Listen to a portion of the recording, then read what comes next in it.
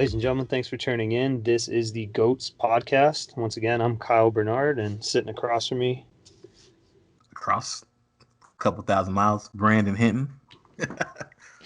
virtually right next to me, but physically across many, many states. Um, so, welcome back. This is going to be our second episode of the podcast. Just to kind of recap, on the first episode, we got into a lot of stuff. We covered some NFL free agency, some transactions. We talked about the NBA current playoff setting, if we were to roll into it today. And then we also talked about the NHL playoff picture and what those matchups would look like if we were able to see any of those this year, pending this pandemic we're still battling with, still dealing with globally. So building off of that, this episode we're going to look into the NFL draft that's coming up. And we're going to do a couple takes on a couple of the top picks, and then I'll look at some teams that we had talked about were set up for success going forward, and then some teams that we talked about having a very lackluster free agency, and maybe they're kind of positioned in the draft right now to do themselves a favor, kind of get themselves out of that hole, or at least make up for the fact that they weren't as busy in free agent as some other teams. And then, of course, we're obviously going to talk about our Dallas Cowboys because that's America's team, or at least it's... We them boys. Correct. At least it's our team on this podcast. So we will touch upon that as well. And then we'll get into some NBA talk towards the end. NBA is going to be trying out, or potentially trying out, a little something to kind of get all of us sports fans engaged in sports again and just provide some entertainment. But we'll get into that a little bit later. Before we officially get started, I would like to make a correction off of a statement that I made in the last episode. Now, mind you, again, we said it at least 5 or 6 times in the last episode. We are guys okay at talking sports. We'll never lie to you. We're okay at talking sports. And in that, when I was covering the NHL playoff structure, I had made mention that initially I said the St. Louis Blues are the defending Stanley Cup champions. And right around the middle to the end of that take, when I was talking about St. Louis, you asked me, you're like, oh, wait a minute. I thought Washington was the defending Stanley Cup champions. And because and now, mind you, I will defend myself a little bit and say we started later in the night. So we were rolling pretty late, and I did have work the next day. So I was a little tired. And when you said it, I instantly just panicked to myself real quick. And I said, oh my God, I can't believe I'm unsure of this right now.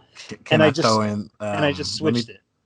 Let me throw in something, because you guys don't see the video, but I wasn't drinking. I was taking sips of Crown.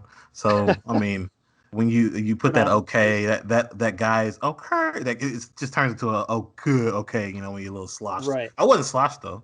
No, I don't have a problem, right? I don't you have a performed problem. yourself very well. You do not. No, man, I might be a drunk. No, I was playing.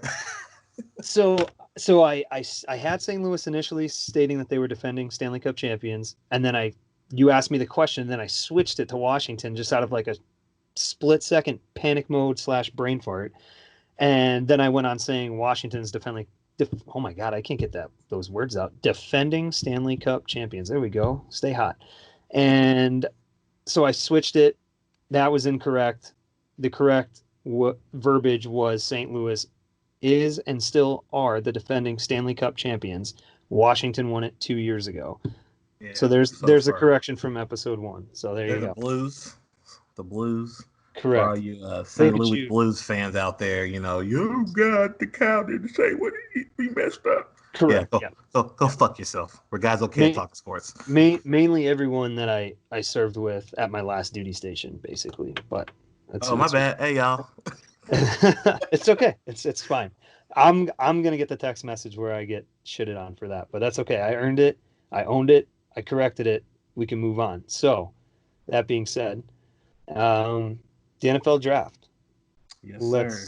Let's just start at the top. Let's just start with number 1, and the projected number 1 draft being Joe Burrow out of LSU. Yeah, that guy who beat up on Oklahoma for 4 quarters. I know it's a little sensitive. Yeah, a little bit. Sorry, but the reality of the situation is he is the universal projected number 1 pick, and the biggest question is, if you're Cincinnati, everyone says they're in that spot where this kid is so good, and because it pretty much seems like Cincinnati's ready to move on from a guy that I was surprised we didn't really bring up a whole lot of the last episode. Seems like they're ready to move on from Andy Dalton. Ooh, that And fiery red quarterback. and with that being said, if you're ready to move on from Andy Dalton, the drafting of Joe Burrow kind of just turns into where's the next landing spot for Andy Dalton. Mm-hmm. Because I can't imagine at this point in Andy Dalton's career, because he's still relatively young. I believe he's only in his early 30s, 30 to 32, something like that. He still has some game left in him, and he's not a terrible quarterback. I would say that out of the quarterbacks we talked about last week, Cam Newton, Jameis Winston, if you throw Andy Dalton in there, he can definitely compete for number one. I think Cam's a little bit better than him just because Cam brings that athleticism. Right. But I guess I don't know. I guess I'm going to put it over to you. Like, what do you think Cincy's thought process is going into this pick, if they do choose to pick Joe Burrow, which we all know they will, but we'll say if, in case an act of God happens. Something we brought up I believe we brought up in the last episode, or it could have been just us talking, is the whole aspect of not throwing those young guys into the fire. Right. What is probably going to happen. But I would have loved to have seen Andy Dalton. He doesn't have to teach anything, but I just want him to be that guy in the pocket that Joe can see that, hey, the game is way faster than you were playing in college. All these guys are fast. Even the freaking fat 350 defensive tackle's fast. Right. Exactly. And I know that's not going to happen because Joe Burrow, as we've seen through this past year in college football, he's like, I'm ready to go right now type guy. But as far as places to go for Andy Dalton, I keep looking at San Diego, and I know they got their plans, but I don't know if there's a spot for him. Honestly, when you have all the names that we're going to read down this list in the draft, and you have all these names that are still floating, really just Cam Newton. But I don't know if there's a spot for Andy Dalton as a starter. Well, I'm glad you said that sentence, because further on down our talking points, there's a team with their place in the draft and who they're projected to pick kind of makes that interesting and almost opens that door off this Andy Dalton conversation. But I'm gonna save that because I don't want to jump ahead too far. But there is a team in the first round where they're projected to draft, and I really think it opens up a window of opportunity for a quarterback like Andy Dalton, in my opinion. So, so your take on it with Cincy drafting Burrow is you would like to see Dalton stay. I would like to see him stay one more year. People forget AJ Green was out the entire season. So the numbers that you'll read off. Me, I remember because he was one of my top picks. One of your fantasy guys? Yeah, he was the first wide receiver I took off. Sorry, man. So no. So I remember very well. But yes, you are correct. I think a lot of people are quick and have been very quick to judge Andy Dalton just based on the lack of playoff production from Cincinnati over the years. But yeah, AJ Green is number one target out all season. That doesn't do you any solid favors at all. Tyler, I think it's Eifert or Eifert. He was what? He maybe played 5 or 6 games. Yeah. This past season. Injury bug definitely bit him pretty hard this year for sure. Yeah. So what you saw, the product that he put out there last year was not a complete product. His pieces were missing. All he really had was Joe Mixon. Shout out to you. That's all he really had was Joe Mixon. That's it. Yeah, sprinkle of some brilliance from Giovanni Bernard here and there, just taking it back to his younger years. But yeah, no, I would agree. I definitely think the injury bug set him back a little bit. He wasn't really going out there with a true starting core to put up the numbers that he can normally put up. So I definitely think you were only getting a fraction out of Andy Dalton, what you normally would year in and year out. Right. All right. Moving down on my list. And by the way, these points are all kind of pulled from, if you go on ESPN.com, Todd McShay does a mock draft. I kind of follow along Todd McShay usually every year. I know you have Mel Kiper Jr.'s mock board up as well. So we're just kind of basing our thoughts off of this, just giving credit where credit's due. Um, Next team I kind of want to talk about, we said it in the first episode, the Miami Dolphins, I really think are set up to win this whole draft. At the end of the draft, I think if you're going to pick a team that steals the draft, it has to, if you do it halfway right or with some common sense at all, I think the Dolphins, it's their draft board to basically lose because they're drafting at number 5, number 18, number 26, 39, and 56. They have 5 draft picks in the first 2 rounds. And Yeah, at number 5, they're projected to get Tua Tagovailoa per McShay's mock draft board. that injury though, I think I just ooh that he's good. We know this. He's good. He came out good, but that injury scares me. Yeah, and that's basically what McShay says in his mock draft on the board is basically the uncertainty of what he is still suffering from, if any, from that injury is going to make or break where he falls on the board. And another kind of key thing to note in this mock draft board, there are 3 quarterbacks projected to go in the top 10. Joe Burrow at number 1, obviously. Number 5, Tua Tagovailoa to the Miami Dolphins, and then number 6, the next pick, the Los Angeles Chargers, projected to get Jordan Love out of Mm-hmm. Utah State. So with that being, or excuse me, there's four quarterbacks because Jacksonville is projected to get Justin Herbert at out of Oregon.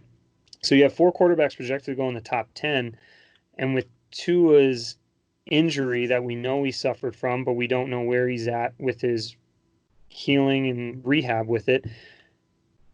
Even with all that uncertainty, I still think he's good enough to where the Dolphins are willing to take that gamble because the drop off from Tua's best to Jordan Love or Justin Herbert's best is he's still above that as and however you want to grade it in letter grade and potential QBR.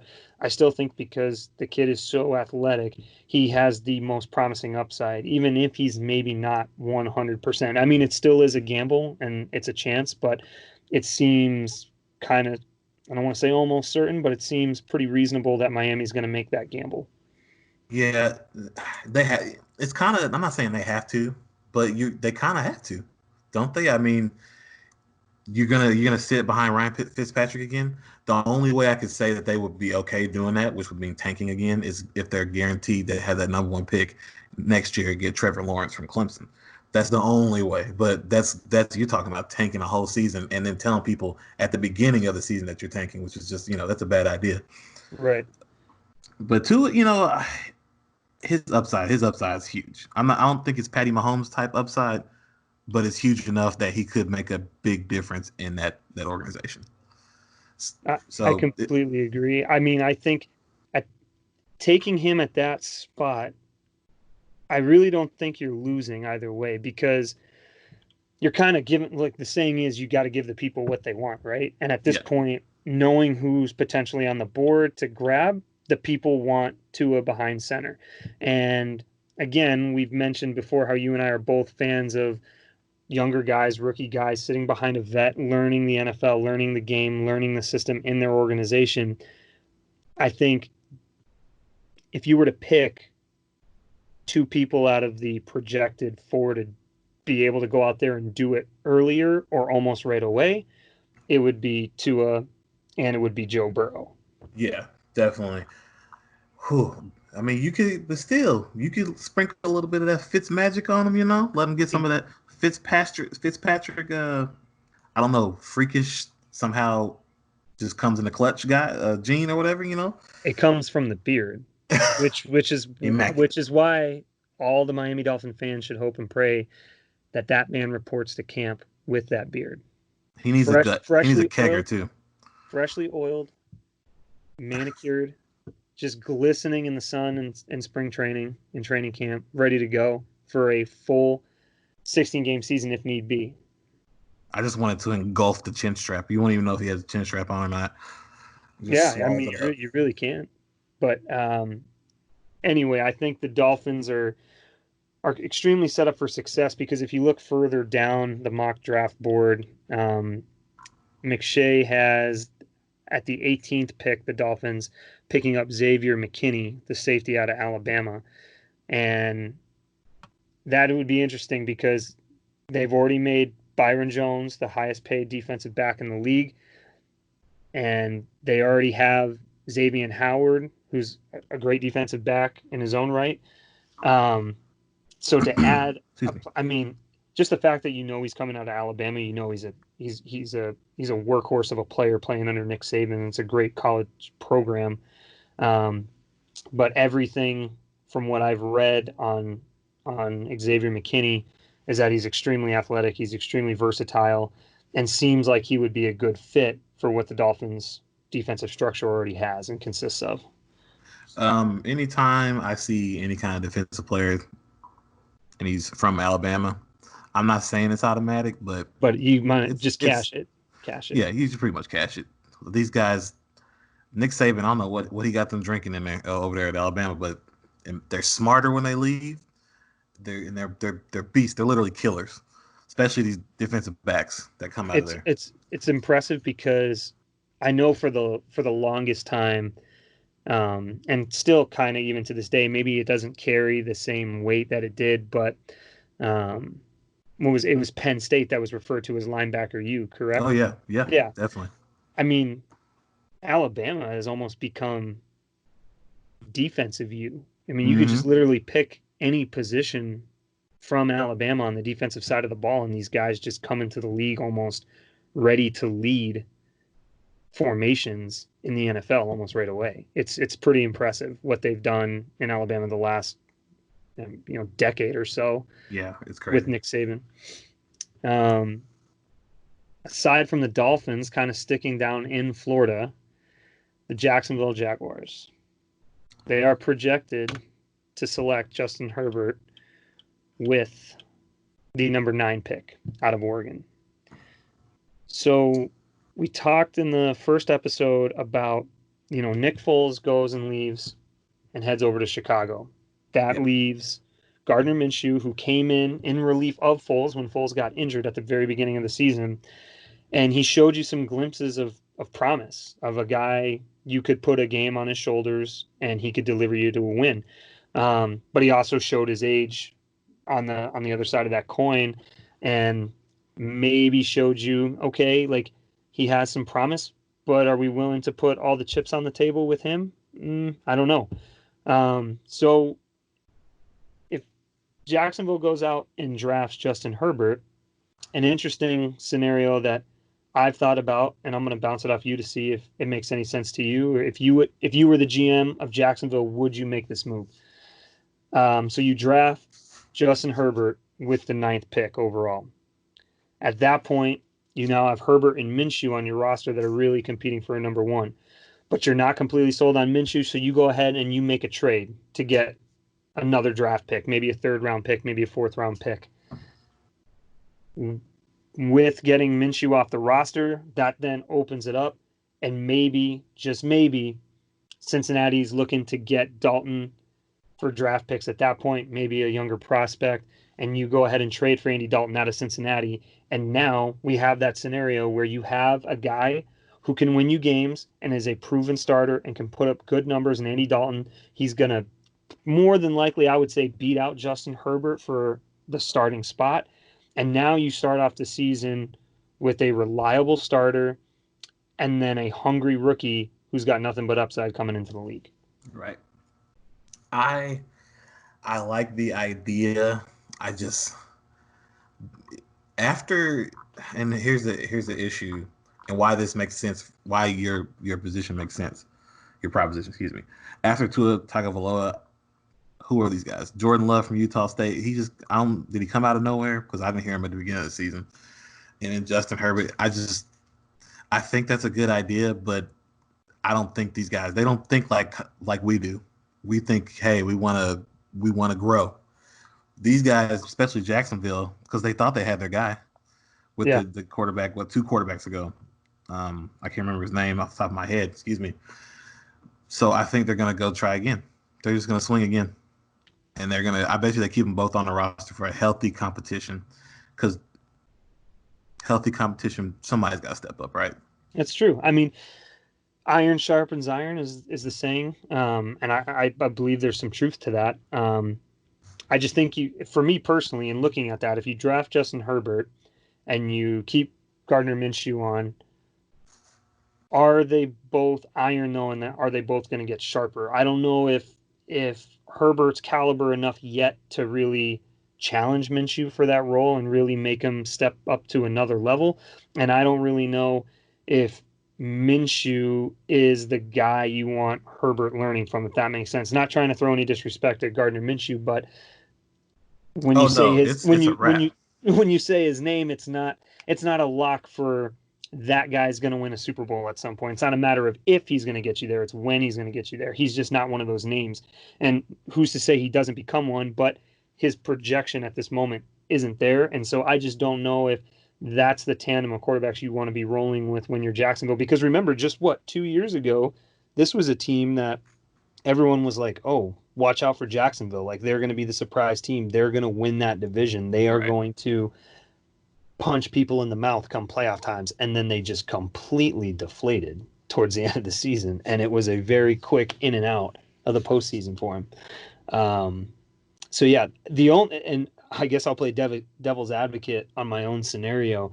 The only way if I'm the GM for Jacksonville, or even if I'm a fan and that gets pitched to me, that scenario gets pitched to me, if Andy Dalton couldn't get wins done with AJ Green for that long of a time, and you bring him here to Jacksonville, they don't have an AJ Green in No. Jacksonville. They don't have the targets of AJ Green's caliber to throw to in Jacksonville. So if him and Green couldn't get it done in Cincy for so long, what makes anyone think that Dalton's going to come and deliver success in Jacksonville with lesser caliber receivers?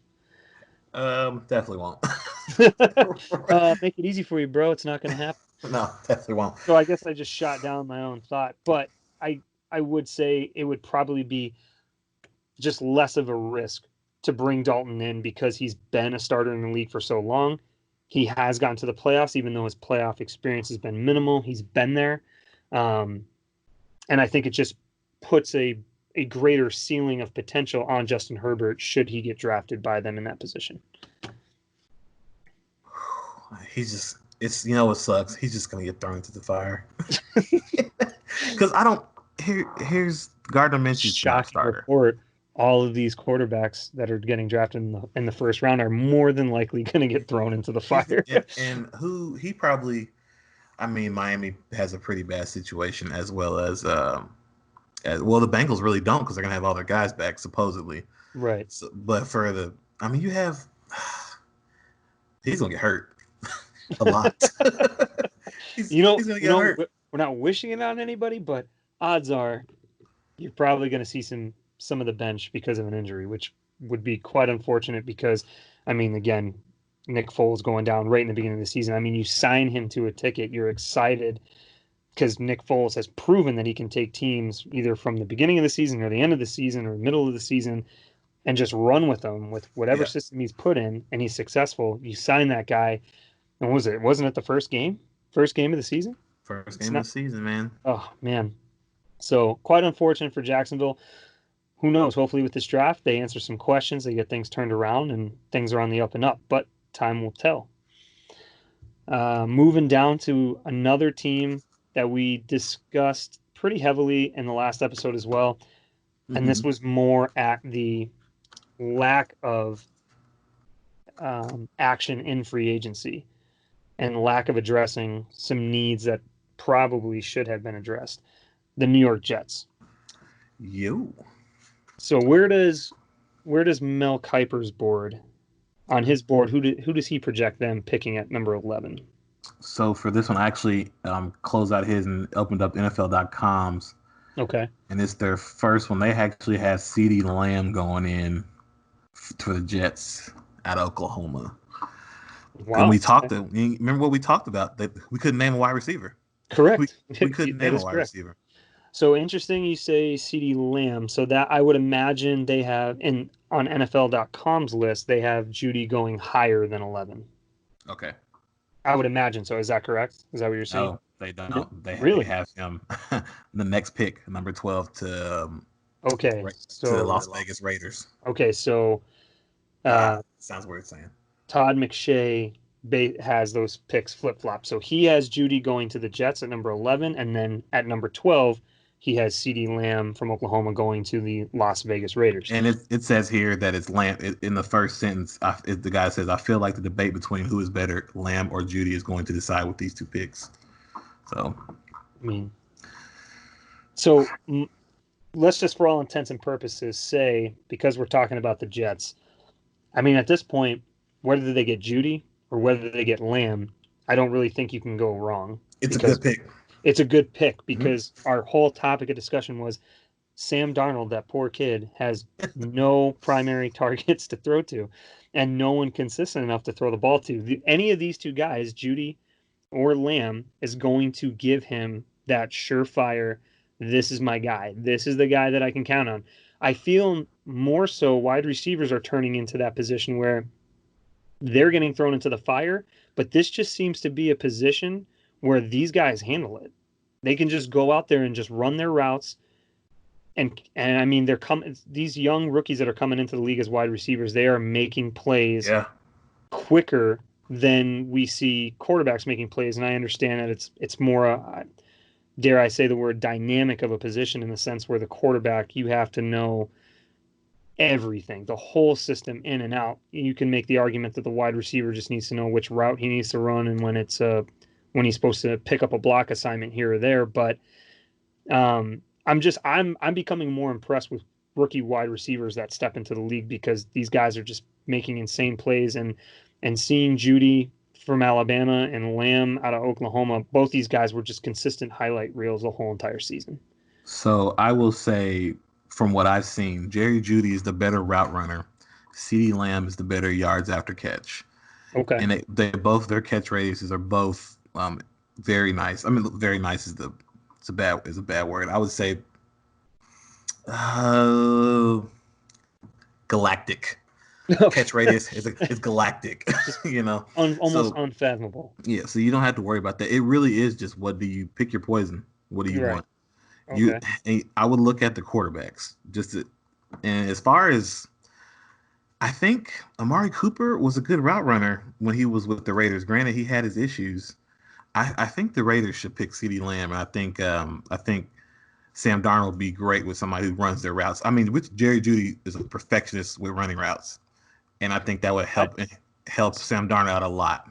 yeah, I mean, it seems like there were times during the season, and I only caught a couple of Jets games, but there seemed to be a lot of confusion a lot of times out there on the field and from Darnold, but mainly because it just seemed like the offense as a whole wasn't sure what it was they were supposed to be doing. Like there was a lot of missed assignments that just miscommunication between Darnold and his receivers, which again he's a rookie, that's to be expected. But I think bringing in Jerry Judy at number 11 for for me, I think would be the best bet for the New York Yeah. Jets. And again, the Jets are honestly at number 11. I don't think there's a team that's more calm, cool, and collective at this point because they know if all goes according to these projections, you're not getting a bad pick. You know exactly what you're getting in both Jerry Judy and CeeDee Lamb. So they got to be feeling good because they're in a position where they aren't pressured to try and draft at a position that is so desperately needed. Because as Yeah, it stands now, Jameis Crowder and Brashad Perryman are their top two wide receivers who are decent. Those are decent guys you can throw the ball to. They're I would say more on the veteran side of things, but getting a true standout rookie like Jerry Judy or CeeDee Lamb is going to be what this organization needs if Sam Darnold is to have any promise to that upside that people were singing his praises of when he was coming into the draft. now I will preface this by saying I've seen probably three or four games of Jerry Jeudy, but I've seen every game of CeeDee Lamb for the last 2-3 years. CeeDee Lamb's a beast. I saw last season. He caught the ball. It was a slant route. He caught the ball, and there were 5 defenders around him. Made him miss. Made him miss. All of them miss. And Didn't he even just goes touch up him. the sideline. Yeah, didn't even touch him. It was He just gross. weaved It was through everybody. it was all over Twitter that night. He's disgusting yards after catch. I don't know how he does it, but it's nice. And then, like you said, 11-12 spot is usually a good spot for any team, just because you can see what the trend is, because that's when the trend really starts around that 6th to 7th, 8th pick. You start, okay, so this draft board that we made was correct, or we can start Xing out names that we had on our draft board. So they're really good at those. I think that's what's going to happen. Pick 11 and pick 12 will be between CeeDee Lamb and Jerry Jeudy. I mean, So, not. Sorry, go oh, ahead. sorry. No. Go ahead. Finish your thought. My issue for the Raiders, just a couple of seconds ago, it felt like they were trying to get Tom Brady. Yeah, they swung and missed on Yeah, that yeah, they transaction. did. You got Derek Carr that now might be like, oh, they don't want me no more, Derek Carr. Right, correct. So I'm interested to see in Vegas, new city. They should do Hard Knocks again because it'll be interesting. I completely agree. I think Oakland's gonna. They're in a John Gruden's. I think his feet are going to be held to the fire this year. Yeah, I you don't. get paid $10 million. You're getting paid a lot, and so far there's been nothing but like head scratchers on their end. And again, being in that number 12 spot, if everything goes according to what most consensuses are, is either Jerry Jeudy or CeeDee Lamb. But I wanted to bring up a point. We were just talking about how good both of those receivers are. Would it shock you at all if some of the other teams that are drafting above 11 just kind of go off the what everyone thinks is going to be a lock projection pick for another position and nab either Jeudy or Lamb at a higher pick? Ooh, maybe not. Maybe not the top 5, but All definitely right. you look So at. just to cover for everyone Yeah, that's listening that may not know, you have the Bengals drafting at 1. That is probably the only lock we know with Joe Burrow. Number 2, the Washington Redskins. Per McShay's board, they are slated to draft Chase Young, defensive end out of Ohio State. At number 3, you got the Detroit Lions. They are projected to pick the cornerback Jeff Okunda. I hope I'm pronouncing his name right, out of Ohio State. Number 4, you have the New York Giants. They are projected to select Isaiah Simmons, outside linebacker out of Clemson. And then again, the Miami Dolphins projecting to grab Tua Tagovailoa, quarterback out of Alabama. So you're saying you don't think anybody in that top 5? no. Maybe I like the Panthers. Maybe that's about the Panthers or the Chargers. Okay. The Panthers, because they don't have a guy. They need somebody for whoever quarterback they're gonna have. They got Christian McCaffrey, but he can't do everything. Teddy He can't. Bridgewater is under center now. McCaffrey pretty much carried the workload of offensive production last season. Um, yeah, I agree with you. I wrote down Carolina as a potential team that would kind of maybe pull a quote unquote surprise move and go against the grain as far as what they were projected to pick. McShay's board has them projected to take Derek Brown, defensive tackle out of Auburn. Um, but I agree with you in Carolina. Another team that I had down, team sitting in the number 8 spot right behind Carolina, Arizona Cardinals. And we had both talked about how that trade for DeAndre Hopkins was massive and a very well orchestrated trade for what they gave up to get him. But just let me just announce this for you to see like how good that sounds. Starting at wide receiver, number 10, DeAndre Hopkins. Starting at wide receiver, number 11, Larry Fitzgerald. And starting at whatever number the rookie wants to pick, Jerry Jeudy. Those would be your 3 starting wide receivers for Kyler Murray. Now I know we both said they probably need to beef up that offensive line, and per this draft board, they are You got projected to Tristan get Wirfs. Tristan Wirfs, yep, Yeah. offensive tackle out of Iowa. I But I think too I much really would firepower. you know but Larry Fitzgerald is so close to retirement every year, and everyone's saying like this is for sure the last one because they have DeAndre Hopkins. They have like a legit number one weapon now. Not to take anything away from the career Fitzy's had, but he's shown his age a little bit, and I'm sure his body feels it at this point. I think Larry Fitz would be okay with walking away from the game this year if they were to draft Judy or CeeDee Lamb, jump up and or not even jump up, just take him at that position instead of addressing the O line. It'd almost be like you're doing a favor to Fitz because Well, you're really showing him like, hey, we're all in this. Like we're gonna out gunsling people this year because we're just gonna let Murray chuck it and you guys will go get it. so he would definitely have to take a back seat. He can't play X or Y wide receiver anymore. He's just a slot at this Mm-hmm. point. Yeah. So I could see them all getting CD or Jerry. It's just that I kind of felt like Kyler was running around for his life. I do not disagree with you. I felt real bad, and I mean, maybe they're comfortable letting him continue to scramble because the kid's got feet. He can move. Yeah. I mean, but do you continue to roll that dice and hope to God he doesn't take a hit hard enough outside the pocket that could have maybe been prevented had, I don't know, say Tristan Wirfs were to have been drafted. So they're projected to take an offensive tackle. The safe bet, I think we both agree, would be for them to draft and address that offensive line. Yeah. My brain just wonders though, because there's always one move in the draft where you're like, damn. Even the experts look at each other and go, "We didn't see that one coming. Like we Right. didn't get that one."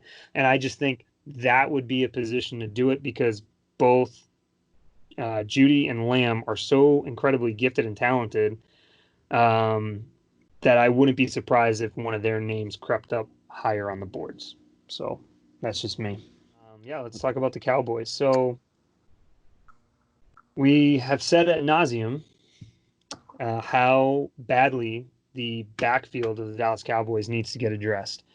Um, with Byron Jones walking away, signing with Miami, being named the highest paid defensive back in the league.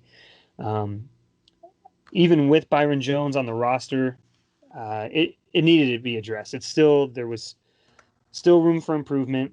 They go out and sign HaHa Clinton Dix. Now at the you ha-had at me saying haha, which dad joke of the podcast. Hey, But McShay's board has the Dallas Cowboys selecting C.J. Henderson at number 17, cornerback out of Florida. I'll be honest with you, I didn't really know who the kid was, but in pulling him up on ESPN and on NFL.com, he got great remarks. Everyone said he is very, very speedy. His 40 time was 4.39, which is nothing to turn your nose up at. His man-to-man coverage was highly praised, which I feel we've kind of lacked a lot of. Every time yeah. we went man-to-man, it was almost like, like it's just a deep sigh because you just knew the impending doom was coming. Like someone was going to completely botch their coverage or just get completely outworked. Don't put an extra effort up for the ball.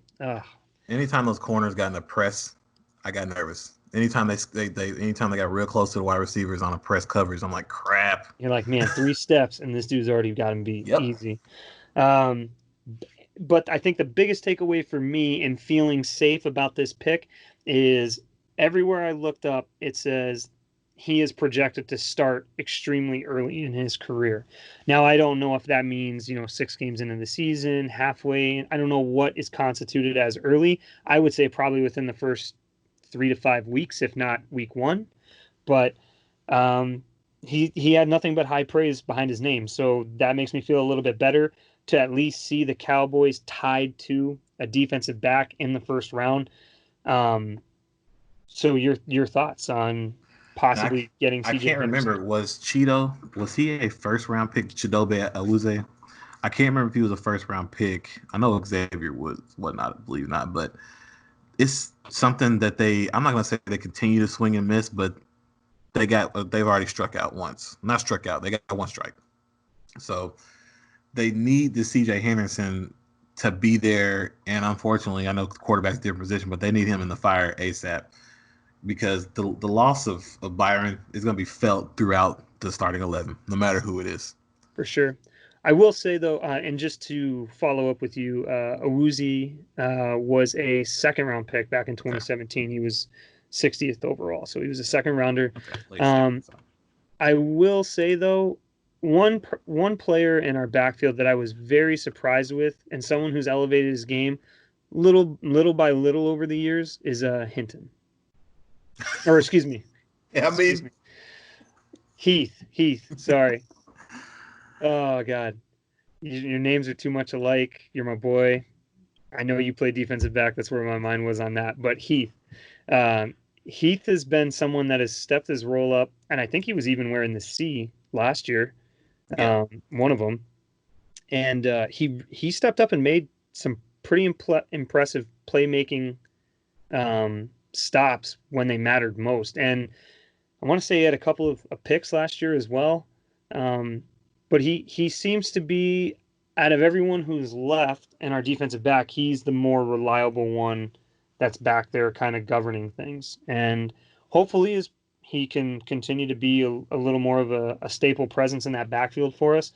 But like you said, in signing Clinton Dix, it addresses the fact that it was just we have open space on the roster. We need people. And then in drafting the CJ Henderson kid, I wouldn't be surprised if they almost immediately rely on him because it doesn't seem like there's going to be any other trades, any other signings that are going to come our way for a bigger name or for a bigger standout player in that position. So I think he's almost got to be ready to go week one. So I will say, I'm looking here. I hope this ain't right because that mean I was doing poor at my job. I see him as a Las Vegas Raider. CJ Henderson. Oh no, Jeff Heath. Oh, Jeff Heath. Yep. Did he walk too? Yep. We just need to edit out all of this part.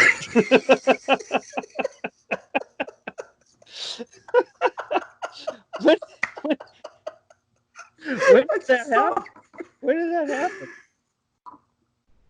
It just says this was as of March 17th. So All right. Okay. Yeah. I'll find I'm gonna blame it on the Cowboys app because I normally get updates on whenever something like that happens. I didn't get a notification of that. Yeah, That's a thing, huh? yeah, now I'm really concerned. All right, CJ Henderson, get ready to go. Start the calf stretches now. You're gonna need to go full speed. Yeah, Pro Football Reference has him as a Las Vegas Raider. Holy Bonoli. So you can't. I love the boys. Sometimes moves are made, money's put in certain places that it shouldn't be put. Correct. You got Clinton Dix, who, like we said, his better years may be behind him. Correct. You lose an all-time, maybe not an all-time great, but a very good Byron Jones. Now you got Jeff Heath gone. Yep.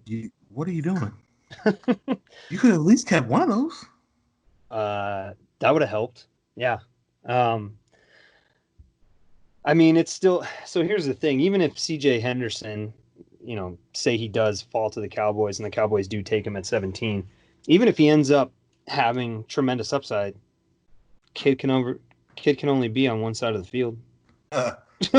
I mean, his mentor may be Clinton Dix. So again, are we really addressing the issue, or are we just creating a similar issue just with different names involved? Similar issue. It's going to be that same, and I could so easily see turn into Brandon Carr so fast. Well, don't throw all that juju on us at once. The season hasn't even started yet. I'd like to at least lie to myself and Cowboys fans. You know the saying, say it with me. This year is our year. Yeah, we're Super Bowl champs. I'm tired, man. For all you non-Cowboys fans, we're tired. We're tired. Hey, speaking of non-Cowboys fans, and I told this individual I was going to put him on blast because he just let me have it all day today. He was a former flight chief of ours back in Hanscom, still currently serving this great nation. Uh, Gave you a lot of shit when it came to basketball talk Oh my religiously. God. Yeah. Religiously, Yeah. Mr. Scott Roy. Oh snap. Scotty Scott. Shout He, out. yeah, shout out to Scott Roy because he made it pretty abundant. And I'm gonna pull up the conversation so I can read it verbatim because he posted on his social media, and I'm gonna show it to you because you'll be able to see it. But he posted the logo of the Dallas Cowboys, and it says, "If non-essential was a team," and he says, "Where's the lie?" So I decided to comment and engage him in conversation. And I said, "Sir, if you do not cease and desist, I will blast your ass on our non essential podcast that we have going on right now." And I said, "Do not disrespect us like that. It's bad enough we have a secondary that rivals a high school football team." To which he also said, "Where's the lie?" And then he goes, "Hey, man, maybe this is your year," with the crying, laughing face. And then I proceeded to tell him to go fuck himself. Let me I give you a little insight. I'm sure he's been doing the haterade for a while. Right. But I threw the But hate back at him, though, because I yeah. told him I can't wait for the bug to bite New England and bite New England hard. And he said, "Hater." And I said, 1,000%. 1,000%. So it's coming. It will come. And I don't know if it's going to necessarily be this first year that Brady's gone, but eventually New England will go back to being a sucky organization. It happens. Ebb and flow, baby. Ebb and flow. He's had, Boston's had a nice run. I'll say this. He a lot of that hate comes from him not being able to beat me one on one in basketball, pretty much. And There might be some truth behind that. I yeah. remember you guys getting in heated debates. I remember PT sessions lasting just a little bit longer because you guys would get into like a 3-point contest or a little quick game of one on one. Always shit talking going on though, no matter if you guys were playing ball against each other or not. His shot, I mean, we haven't played in years, but as far as I knew before I left, his shot was broken. So I hope he got that fixed. Shout out to Scotty Scott. Scott Roy. Yeah, yeah. Scotty Too Hottie doing great things for the United States Air Force. All right. The NFL, that kind of wraps up our topics on the NFL. Did you want to go ahead and lead us into our next topic, which was a little inventive piece that the NBA was considering picking up? So, yes, the NBA, National Basketball Association, they are trying, I guess it's official maybe, that they're trying to do a live horse competition on ESPN. This would include the great Chris Paul out of Oklahoma City, Trey Young out of Atlanta, a Hall of Famer, Tamika Catchings, which okay, and then also Zach LaVine out of Chicago. It's I don't like it. I'm gonna be upfront. I don't like it. We don't have sports. Deal with it. Deal with it, people. I no, You're grown people. You're grown ass people. Deal with it. We don't have sports. Find something else to do. no, I completely agree. I At first when I heard it, I was like, okay, that might that might gain some interest. That might actually be entertaining to watch, right? Because I don't have the whole, it'll probably be in somebody's backyard or private court that they have in their property or whatever. Even if it's in like at the actual arenas that the team's playing, it's just going to be those two guys, right? Or three guys, or I should say lady too, because it sounded like they were bringing some WNBA names in there as well. Yeah. Um, but it would just be those individuals participating in the game, right? You wouldn't have to deal with the TV timeouts and the stop and starts because of soft ass fouls, all that crap. So I'm like, okay, maybe I can get on board with that. And then we kind of talked about we talked about it a little more, and it basically sounds like, no, no, no. One person is going to be streaming from their location. They choose to play this person, and the other person's going to be live streaming from a different location too. And they're just going to be going back with a camera crew, and they just have to replicate each other's shots like via Skype. And I was just like, yeah, no, I don't. I'm not interested anymore. Like, who wants to watch people warm up? That's what it is. Yeah, like because they're already doing this like on their downtime to Yeah, of pass course. time throughout the day. That's their sport. They're not going to just not pick up a basketball for the next however many days we end up not playing sports, or they end up not playing sports on a day-to-day basis. But yeah, it just seems like, man, it's such a forced thing. Like, and like you said, we just don't have sports right now. Just let it be. Like, Suck there it. doesn't, you don't have to be the the league that provides it just to say like, well, we provided sports fans with something. You know what I mean? Like, don't force it. Like, Everybody's trying if to be it's not first. right, and it's right now, that's not the competition. And No, it's not.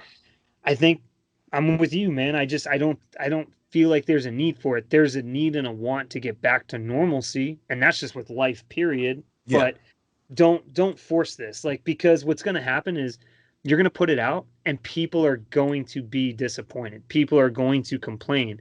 And then you get into the whole, are people just being selfish and at least something's better than nothing, and it just turns it into a conversation that just doesn't need to be had. Like you said, just let it be. Like, eventually we'll get back to normal. It's just we're not there yet. let these dudes relax. I'm sure it's the middle. I mean, not the middle of the season. Towards the end, they're tired. Let their bodies heal. We'll get a better end of the season. Correct. I just I couldn't agree more. I feel like it's just a forced thing. Just leave it alone and just move on. and so we had talked, and I'll briefly let you get onto it about what could the NHL do. Because if the NBA is already doing something, maybe the NHL maybe had something in plans. But you were telling me earlier that that's probably not a possibility. Yeah, I mean, the only thing that you could really come up with to try and match an idea like that, and to my knowledge, the NHL has no interest in doing such. But if they were, or, if someone was trying to come up with something, the only way you could really do that is if you maybe did like a 3-on-3 tournament where it's just three guys versus another three guys, and you play like post. So the horse version for hockey is you don't have to play with goalies. You just put the nets up, and then you have to hit, depending on you, if you play three post, or if you want to count the back bar that's in the middle of the net, you can play four posts. So you have to hit the puck off each individual section of the post. First team, you can play 1-on-1, 2-on-2, 3-on-3. Traditionally, it's usually played no more than 3-on-3. That would be like the closest version to what horse is in basketball. But to my knowledge, there's no there's no talks, there's no interest on coming up with something like that to get going. I think the NHL, at least anyway, is kind of okay with just allowing time to pass, players to recoup, and the league is in constant talks with the NHL Players Association almost regularly to kind of see where they're at, and they're putting all of their investment and time into different playoff scenarios, because the league has stressed our main concern is trying to award the Stanley Cup this year. They don't want to have a season that goes to waste, because it's really a letdown for every guy who's participated in the league. Not Right. just the teams who are in the playoff race, but even those teams that are out of it. At the beginning of the season, they entered this year to compete for the Stanley Cup. So even those guys that aren't going to participate in playoffs this year, they want to see it handed out, because that's how they started the year. Everyone's chasing the cup. And for it to not be awarded out would be a real shame. And I think the league's not really looking to provide quick knee jerk last minute entertainment to the fans. I think the fan base is going to stay right where it's at. It's not going anywhere. It's only been growing the last couple of years anyway. Just worry about trying to come up with a scenario for a playoff format that works in a timely fashion with whatever hand you're dealt, should it arrive. So So we got these two leagues. One league's trying to do something for the fans as far as, hey, don't forget about us. The other league's just going to stay pat because the fans will be there. right. Meanwhile, we got Dana White talking about he's got a private island for What UFC a 249. what a boss move. I'm pretty sure like he didn't, to my knowledge, and I'm correct me if I'm wrong, if you know I am. I did not hear like a single like tweet from a reporter about that. Like, it almost seemed like on live television he was like, "Oh yeah, by the way, I, Dana White, with my own money procured an Yep. island. I Yep. That own was it. it. He I just own announced it, it. and I'm just going to be flying fighters in, and there will be UFC fights." And everyone was like, Wait, pardon? Like you purchased a whole island and That's like some evil Marvel fucking slumlord some shit Mortal right there. Kombat type shit, Yeah, man. right. Come to Mortal my island. Kombat, yeah. Um, so I mean, perfect setup for a sport that literally just requires two people. Hmm. Maybe one or two people in your corner to like work on you for medical, but aside from that, the sport, the way it is designed and the way it is set up, has the luxury of being able to function off that. So at least we'll have that going. So that'll kind of be nice. I don't really know if anything else is going to change as far as the way they put on the fights just because of the close contact or whatever. I don't know if the players will be. I would imagine they're going to test players I well enough believe in as soon as they get off advance. the plane, I don't think they're going to let them off the plane or something. If I believe either right at the airport or right at the inside the plane, they're going to give them the temperature test. Okay, They're okay. going to take their temperature. I So mean that would make sense, but yeah, yeah, I mean, I guess kind of ironic that the sport that involves the most hand-to-hand contact with an individual is the only sport that we're going to be watching for the foreseeable future, right. all because the what is he, the president, owner, and CEO of Yeah, UFC, just went out and just purchased a floating piece of land out in the middle of nowhere and said, no, no, no, we're going to still do this because we can. And when I mean, just what a boss move. What a boss move, man. He goes, no, no, no.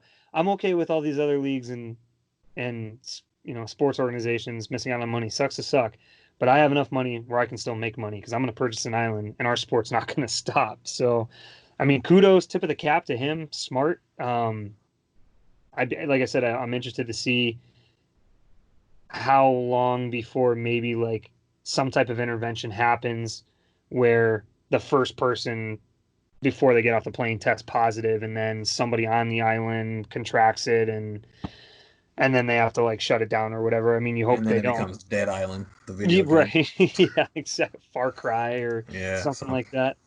But yeah, I mean, it'll be interesting. I mean, I think we're all going to tune in to watch because there's not anything else to. So why not?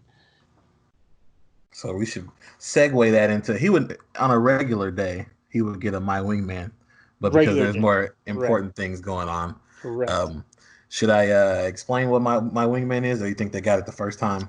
No, let's go into another look quick little rundown of what it is. It's just essentially saying, "Hey, good job. You my brother. You my wingman." You know what I'm saying? Correct. Yeah. Yeah. Yeah. So I'm just gonna start off by giving a shout. I think you touched on it a little bit last week. We're gonna hit it up again, just to our first responders out there on the front lines. In particular, I had to give a shout out to my dad. He's actually doing as a police officer, helping the test area, helping it funnel along. So he's out there on the front lines, and everybody, especially in Oklahoma City area, especially God in the New York City Whew. area. My lord, that's Woof. I turn on the news. I think something happening over there. So definitely first responders, just shout out my wingman. Y'all doing y'all's thing. Thank you. And I'm just going to echo exactly what you said. Anyone that's out there on these front lines on the home front, the first responders, fire, police, EMT, our nurses, I have to give a special kudos to my wife, Michelle, and my sister, Madison. Both of them are nurses. My wife works in the OR. My sister's finishing up her senior year, so she's doing her clinical rotations. And they're both in the hospitals, putting themselves out there, exposing themselves to potential risks that Whew. not all of us have to do. Shout out to your father as well, great gentleman, and just anyone that is in the medical industry, anyone that is a first responder that's dealing with this on a day-to-day Thank you. basis, to Thank just you. trying so hard to get us back to a sense of normalcy. We thank you so much. We owe you a lot more than you know, and it's very, very appreciated. Um, so definitely they get the my wingman Wingman, shout out for this segment. sir. Sir, successful run again. Episode 2. It felt good this one. It This one did. It did. felt It felt good. good. I I moved feel like locations. That might have helped. I don't know. so just to kind of to allude on what we were talking about before we jumped on here. First, I was able to get some feedback. I don't know about yourself, but some friends of mine reached out, some family members reached out, said they really enjoyed the first episode. They were looking forward to the next ones coming out. And like we said, we want to get better. We know there's going to be issues with some sound quality. Let us know if you've listened to both episodes and this sound quality seem to be better. Let us know because we know which adjustments we need to Yes, make yes, for that. please. Because we are literally just winging it out here. We are going by the seat of our pants. So anything you can provide us helps us provide a more entertaining podcast for you. Um, Like, subscribe, and share. Tell your homeboys, your yeah, homegirls, your businessmen, your businesswomen, anybody. yeah. Doesn't matter who listens. We just want to provide some source of entertainment to those who are willing to give us a listen. So, again, any feedback you want to shoot us, whether through our social media, on our Instagram, or our YouTube page, would be greatly appreciated. Or if you happen to have our personal contact information, you can go ahead and shoot it to us there as well. Thank you for listening. And if you've stuck around with us for these 2 episodes, or even if this is your first one, thanks for listening. We appreciate the support, and we look forward to seeing you next time. Peace. See you.